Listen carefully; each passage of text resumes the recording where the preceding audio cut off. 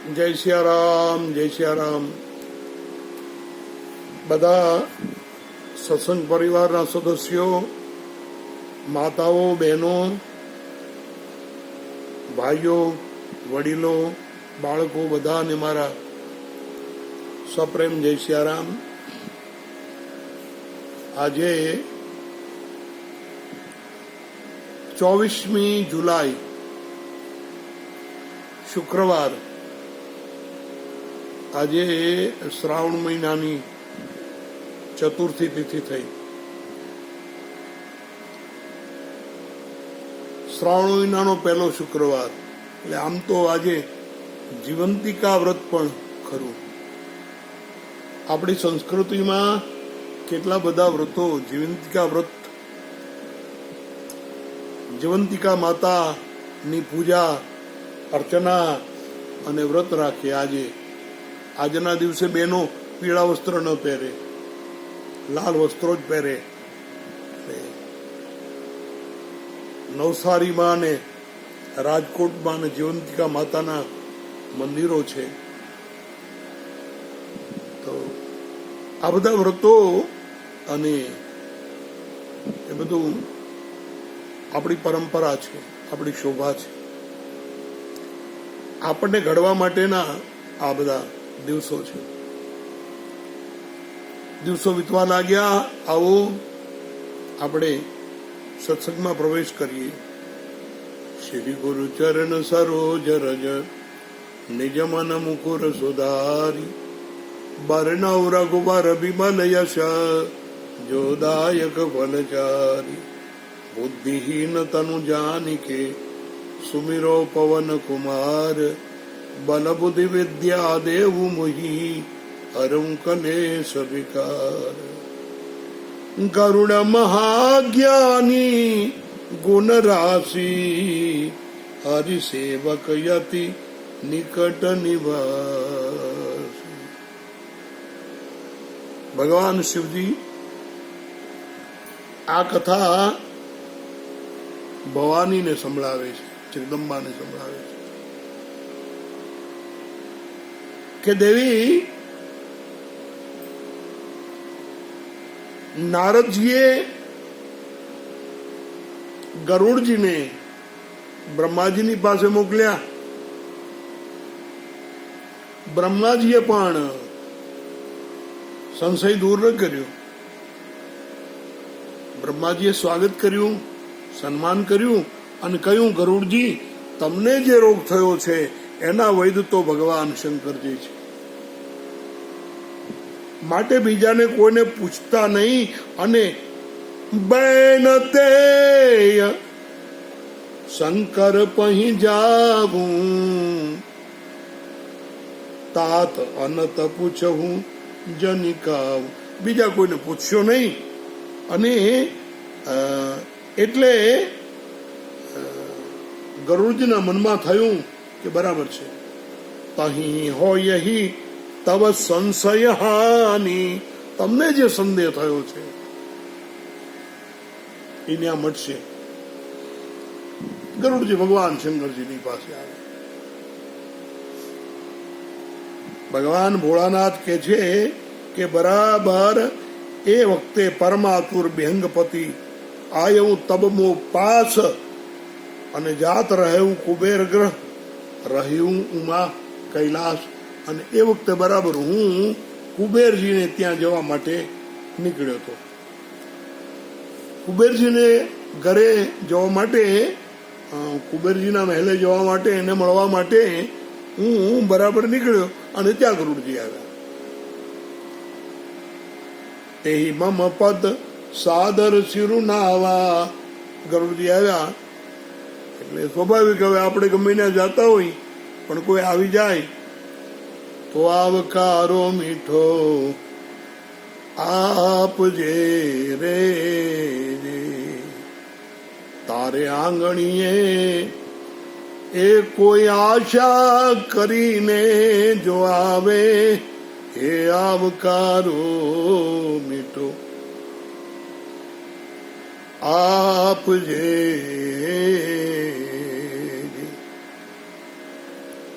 પધારો ગરુડજી, આવો. ગરુડજીએ મને એમની પીડા હતી એ કીધી કે પ્રભુ હું એટલે આવ્યો છું પુની આપનો સંદેહ સુનાવા. મને આ સંદેહ થયો છે કે ભગવાન રામ ઇન્દ્રજીત નાગપાશથી એને બાંધી દે અને બંધાઈ જાય, જે સર્વ સત્તાધીશ વ્યાપક અજ અનિહ બ્રહ્મ આ રામ બંધાઈ જાય એટલે મને આ સંશય થયો છે. એટલે હું વિનંતી કરું છું કે હે ભોળાનાથ, હું નારદજી પાસે ગયો, એને મને બ્રહ્માજીની પાસે મોકલ્યો અને બ્રહ્માજીએ મને આપની પાસે. જે કરવાથી મારા સંદેહ દૂર થાય મને એવી રીતે તમે સમજાવો. આની મને પીડા છે, સંશય છે ને. ગીતામાં એમ કીધું છે કે સંશયાત્મા વિનશ્યતિ શ્રદ્ધાવાન લભ્યતે જ્ઞાનમ. બાપજી મારા પર કૃપા કરો. શંકર ભગવાન કે ગરુડજીએ મને આવું કીધું એટલે મેં ગરુડજીને કીધું કે મિલે હું ગરુડ માર્ગ મહ મોહી કવન ભાતિ સમુજાવો તોહી. એ ગરુડજી તમે મને રસ્તામાં મળ્યા છો અને આપણે ત્યાં કહેવત છે પેગડે પગ અને બ્રહ્મ ઉપદેશ.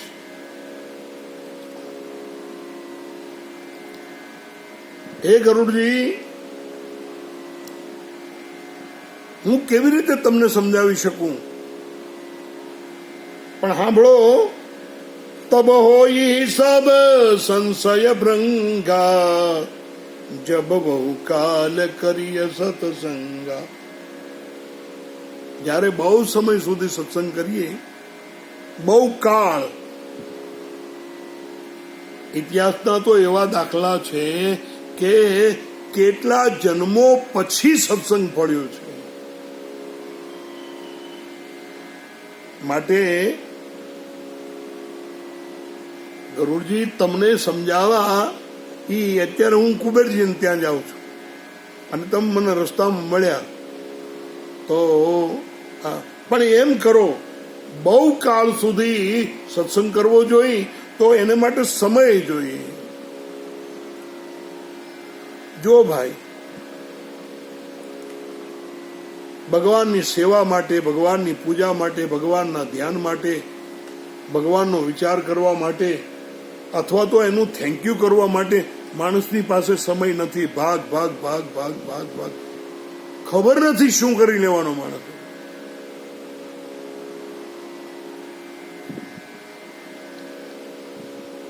નહીતર સવારે જાજો નહીં તો અડધો કલાક પોતાના ઈષ્ટદેવ પાસે બેસી અને એનું નામસ્મરણ કરવું જોઈએ, એનો આભાર માનવો જોઈએ. આપણે જે ભૂમિમાં રહીએ છીએ એ પૃથ્વી દેવી પૃથ્વી તોયાગ્રતા લોકાત તમ, હે મા તે મને ધારણ કર્યો છે એનો આભાર માનવો જોઈએ. જે વૃક્ષોની છાયામાં આપણે રહીએ છીએ એનો આભાર માનવો જોઈએ. જે ભગવાન સૂર્યનારાયણના કિરણો આપણને જીવાડે છે એનો આભાર માનવો જોઈએ. માણસે આ તો ભૂલવું જ નહીં જોઈએ ને. અને માણસનો એક સ્વભાવ છે, કોઈના પર તમે ઉપકાર કર્યો હોય ને તો તમારી અપેક્ષા રહે. જો કે દેવતાઓને એવું કાંઈ નથી, પણ ઉપકારનો સ્વીકાર ન કરવો એને દોષ કીધો છે. ગરુડજી, સમય વગર સત્સંગ તો રોજ જોઈએ. સત્સંગ એટલે શું? ઘણા એમ કે હું સવારમાં ગીતાનો પાઠ કરું છું, સવારમાં ગુરુ લીલામૃત વાંચું છું, સવારમાં હનુમાન ચાલીસાનો પાઠ કરું છું, સવારમાં શિવ ચાલીસાનો પાઠ કરું છું. પછી આપણે એમ કહી કે સવારમાં હનુમાન ચાલીસાનો પાઠ કરો છો તો જરા સંભળાવો ને, ત્યારે એ એમ તરત આપણને એમ કે પણ મને ચોપડી વગર ના ફાવે. એટલે જ્યાં સુધી અક્ષર જોવે અને બોલે ઈ વેઠ ઉતારી કહેવાય. ખેર, બહુ સારી વાત છે. વેઠ ઉતારતા ઉતારતા કરવું એ પણ સારું જ છે, ખોટું નથી, પણ જોઈએ એટલું ફળદાતા નથી. એટલે પાઠ સમજીને કરવા જોઈએ. આ શું કહેવા માંગે છે, કેવી રીતે છે. માટે ગરુડજી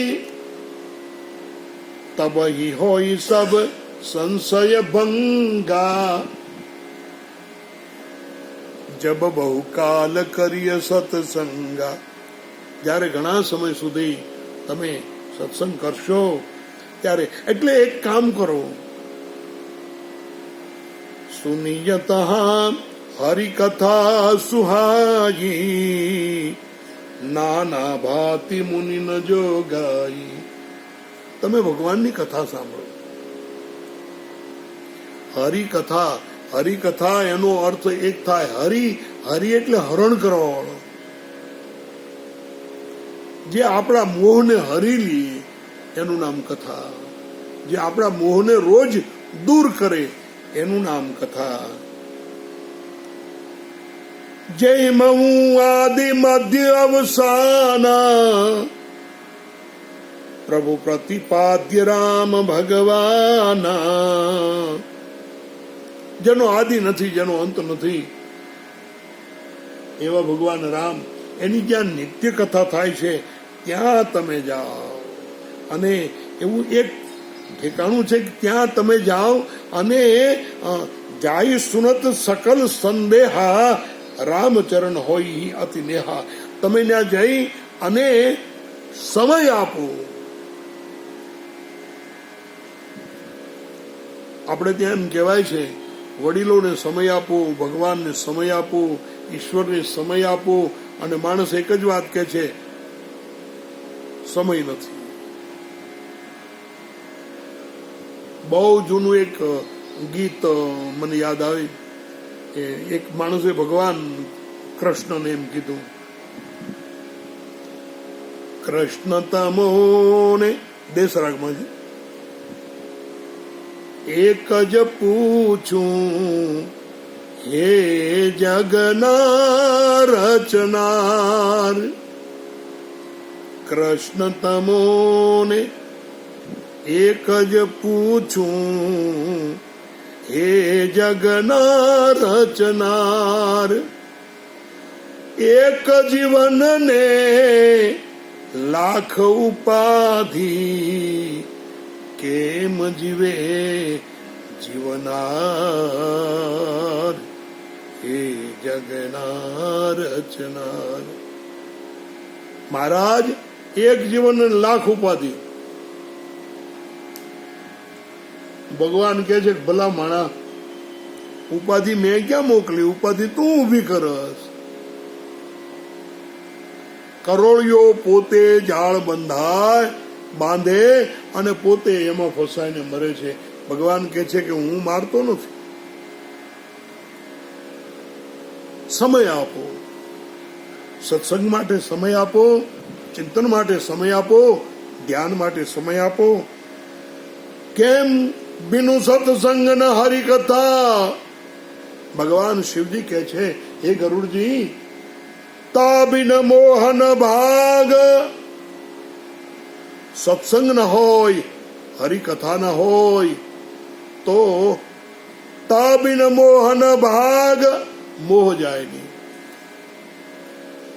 અને મોહ ગયે બીનું રામ પદ, હોય ન દ્રઢ અનુરાગ. હોય ન દ્રઢ અનુરાગ. મોહ જ્યાં સુધી જાય નહીં ત્યાં સુધી ભગવાન રામના ચરણોમાં પ્રીત ન થાય. મિલહી ન રઘુપતિ બિનુ અનુરાગા. રાગ અને અનુરાગ આ બે શબ્દો સમજવા જેવા. એક રાગાત્મિકા ભક્તિ છે, ગોપીઓની ભક્તિ છે એ રાગાત્મિકા છે, કૃષ્ણ સિવાય બીજું કોઈ નહીં. અને અનુરાગ શબ્દ છે એ પણ ખૂબ વિચારવા જેવો છે. અનુરાગ અનુરાગ જ્યાં સુધી પ્રગટ ન થાય ત્યાં સુધી રામ ન મળે. ભલે મને ગમે એટલા કિએ જોગ તપ જ્ઞાન વિરાગ, માણસ ગમે એટલા યોગ કરે, ગમે એટલા તપ કરે, ગમે એટલો જ્ઞાની થઈ જાય, પણ અનુરાગ પ્રગટ ન થાય ત્યાં સુધી. બહુ ધ્યાનથી સાંભળજો. માણસ ગમે એટલા જોગ કરે, ગમે એટલા તપ કરે, ગમે એટલું જ્ઞાન પ્રાપ્ત કરે, ગમે એવો વૈરાગી થઈ જાય, પણ અનુરાગી ન થાય ત્યાં સુધી રામ મળતા નથી. બરોબર ધ્યાનથી સાંભળજો. તપ યોગ જ્ઞાન આ બધું રાક્ષસોના જીવનમાં પણ છે. રાવણે તપ કર્યું કે નહીં? હિરણ્યકશિપુએ તપ કર્યું કે નહીં? એને કેવા કેવા તપ કર્યા? રાવણે તપ કર્યું, હિરણ્યકશિપુએ તપ કર્યું. બધા રાક્ષસો, જે રાક્ષસોની કથા તમે સાંભળો, એને શક્તિ મેળવવા માટે ખૂબ તપ કર્યું. એટલે તપથી સિદ્ધિ મળે, પણ સિદ્ધિ મળે રામ નો મળે. જ્ઞાનથી સિદ્ધિ મળે. બહુ જ્ઞાન હોય અને બુદ્ધિ ચાતુર્ય હોય તો છાપામાં ફોટા આવી જાય, આખી દુનિયા વાહ વાહ કરે, 2-5 મેડલ મળી જાય ને કદાચ બંગલાય બની જાય, પણ સાધુતા નો આવે, સાધુ નો થવાય, જ્ઞાની થવાય, અનુરાગી ન થાય ત્યાં સુધી એને રામ મળતા નથી. ભગવાન શિવજી કહે છે કે હે ગરુડજી, માટે તમે એક કામ કરો, ઉત્તર દિશી સુંદર ગિરિનીલા, ઉત્તર દિશામાં નીલ પર્વત છે. અહીંયા ઉત્તર દિશી શબ્દ માટે મહાત્માઓનો મત છે કે ભગવાન એટલા માટે કીધું કારણ કે દક્ષિણમાં પણ નીલ પર્વત છે.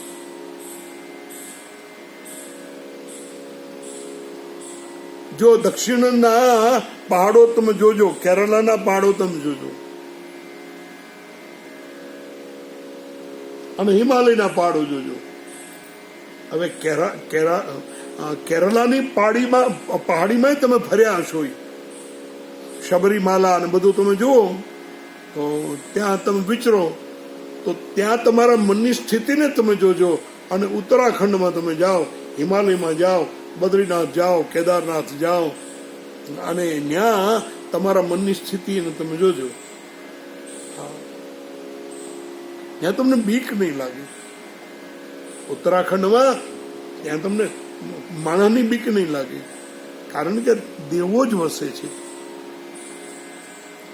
એટલે ઉત્તર દિશી સુંદર ગિરી નીલા, તહર કાગ ભૂષંડી સુશીલા. કાગ ભૂષંડીજી નામના ઋષિ એ નીલ પર્વત ઉપર રહે છે અને રામ ભક્તિ માર્ગના પરમ પ્રવીણ છે.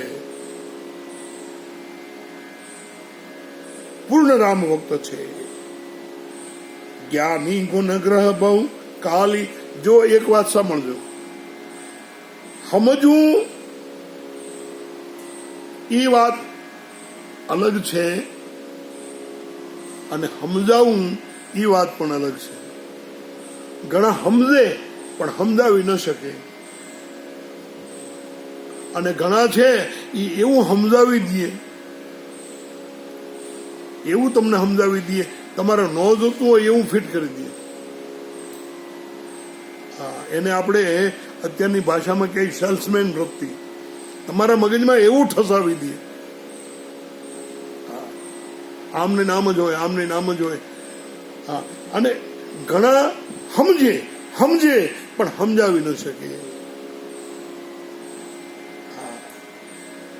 કેવી રીતે કહેવું, કેવી રીતે સમજાવવું? કાગભૂષણજીમાં આ બે કળા છે. રામને સમજાય છે અને રામને સમજાવી પણ શકે એમ છે. રામ કથા જો કહી નિરંતર, રોજ રામ કથા કરે છે. ઘરના બેઠા છીએ એટલે વાત કરું. એક સમય મારો એવો આવ્યો હતો કે ઘર કેમ ચલાવવું એ પ્રશ્ન હતો, બહુ વર્ષો પહેલા. અને એ વખતે મહારાજ શ્રી જયરામદાસજી કીધું કે કથા કરો ને. અને બાલાજી રોડ રામજી મંદિરમાં મેં કથા શરૂ કરેલી. ત્યારે તો કથા કરીએ. હવે ઈ કથામાંથી સીધું સામાન, દક્ષિણા, આરતીના પૈસા શું આવતું મેં જોયું નથી, પણ એનાથી અમારું ઘર ચાલતું રહ્યું અને આરામથી ચાલતું. કોઈ તાણ પડે નહીં, અને આખો દિવસ આપણે ભગવત નામમાં તલ્લીન રહી, ભગવત ભજનમાં તલ્લીન રહી. આ અનુભવ બોલે છે કે કથા માણસની વ્યથાને દૂર કરી દે. કથા જેમ જેમ સિદ્ધ થતી જાય, કથા લોકોને કરોડપતિ પણ બનાવી દીધા.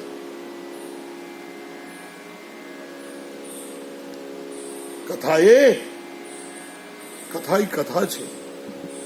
કાગભૂષણજીજી એક પલ ચૂક્યા વગર રોજ સમયથી કથા. એટલે એમ કરો કે ગરુડજી, તમે કાગભૂષણજીની પાસે નીલ પર્વત પર તમે જાઓ. પણ એક વાત ધ્યાન રાખજો, શું? મનમાં કોઈ જાતનું અભિમાન ન રાખશો. તમારી લાયકાત હશે ને એ તમને મળશે જ. મનમાં ધારણા રાખી અને નહીં જવાનું. હું પક્ષીઓનો રાજા છું અને કાગડો તો અમારો સેવક કહેવાય, કનિષ્ઠ જાતિ, અને તો વાતે હાથી. પણ હે કાગભૂષણજીજી, આવું બધું મનમાં રાખી અને તમે જાશો નહીં. તમે જાઓ તો એવી રીતે જાજો, મારે ભગવાન રામની કથા સાંભળવી છે. અને બહુ અઘરી વાત છે. કાગડો કથા કરે અને ગરુડ સાંભળે, આ બહુ અઘરી વાત છે. ભગવાન શંકર